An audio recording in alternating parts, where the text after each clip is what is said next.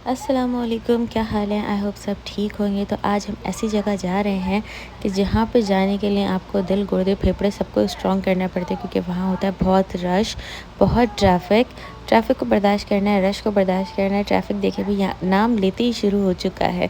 यहाँ आपको जैसे ही आप इस एरिया की तरफ एंटर होंगे, ट्रैफ़िक ही ट्रैफ़िक मिलेगा, और स्पेशली अगर आप फ्राइडे को आ गए तो फिर तो आप थोड़ी देर बर्दाश्त कर मादा रख कर लाइएगा।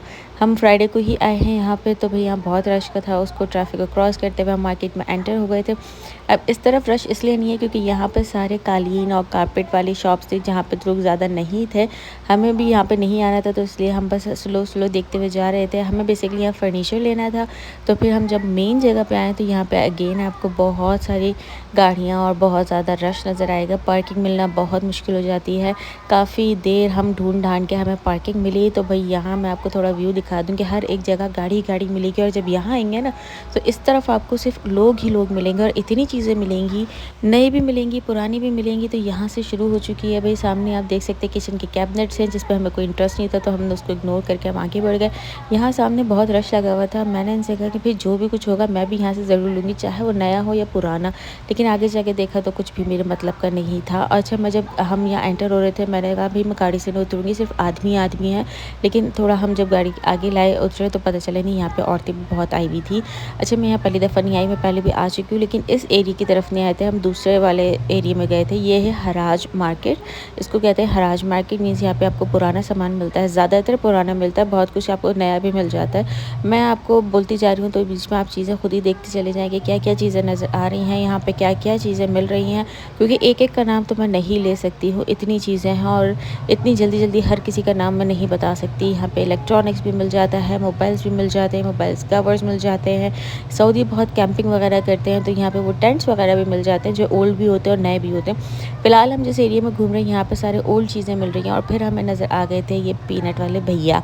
भई पाकिस्तान में तो इसमें मकई देते हैं, लेकिन यहाँ पे ये आपको पीनट रोस्ट करके देते हैं। बजरी होती है या ये मिट्टी होती है, नमक होता है, क्या चीज़ होती है, लेकिन जो भी होता है इसमें पीनट फ्राई करके दे रहे थे, भून के दे रहे थे। तो मटर गश्ती करते हुए पीनट भी मुँह में चबा लिए जाएँ, और अज़लान भी शौक से खा लेता है, तो अज़लान को हम एक-एक बाइट दे रहे थे बीच में, ताकि वो ज़्यादा है ना क्रंकी ना हो, ज़्यादा परेशान ना करे। अच्छा, यहाँ पे भी बर्तन वगैरह रख के बैठे हुए थे, तो मेरे हस्बैंड ने कहा हमारे घर में भी बहुत बर्तन है, आ जाओ यहाँ पे चादर बिछा के बैठ जाते हैं। मैंने कहा बिज़नेस अच्छा है, सेल तो हो ही जाएगी क्योंकि इतने लोग हैं।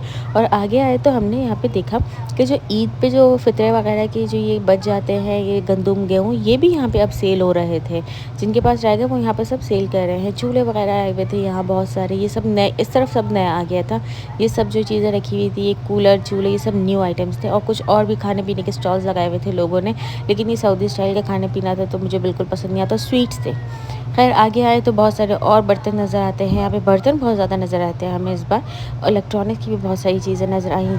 सऊदी स्पेशलिटी गावा के तो जग्स इतने थे कि मैं क्या बताऊँ। यहाँ पे सामने देखें टेंट्स वगैरह पड़े हुए थे, और हम दरअसल ढूंढ रहे थे फर्नीचर शॉप। हमें लगा था कि इस तरफ ही फर्नीचर वगैरह भी होंगे, लेकिन यहाँ फर्नीचर नहीं थे। हम इधर उधर ही घूमते रहे, तो मुझे फ्रेम नज़र आया।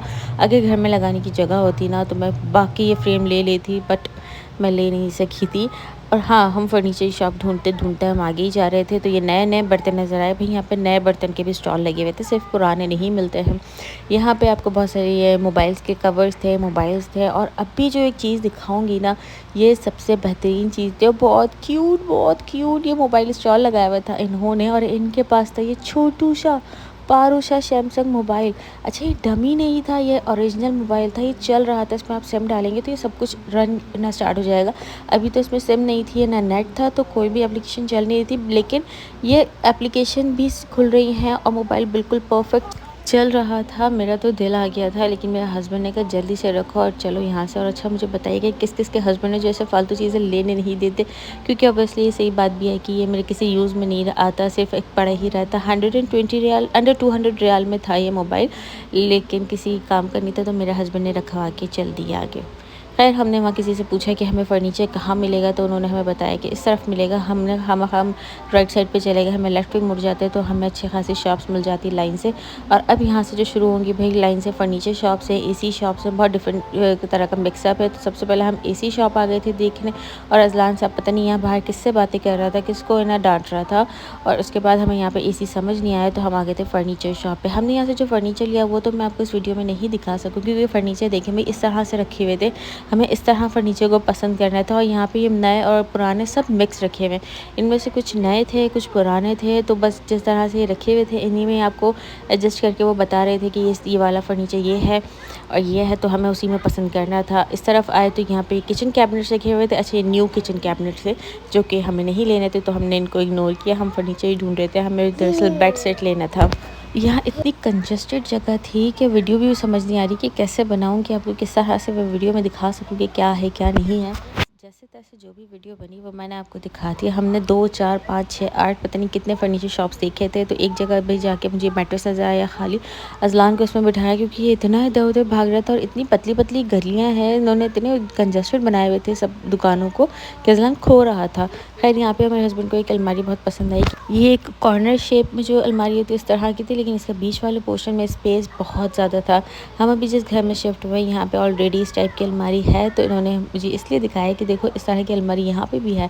सेम ये इसी तरह की अलमारी हमारे पास है, तो हमें लेनी नहीं थी लेकिन हमने देखी ज़रूर। और मैंने कहा कुछ तो दिखाई दूँ, जब सिर्फ ऐसे कबाड़े वाले फर्नीचर दिखा रही हूँ, सबको कबाड़ा ही लग रहा होगा जिस तरह से यहाँ पे इन्होंने रखा हुआ था।